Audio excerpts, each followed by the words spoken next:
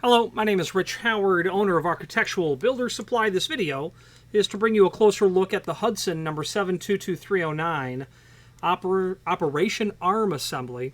And this video is only to serve as visual evidence of what this item is. We'll throw a couple of dimensional properties on the item as well. Overall height of the cylindrical portion, just heavy on 2 inch, maybe 2 1/16 at the most.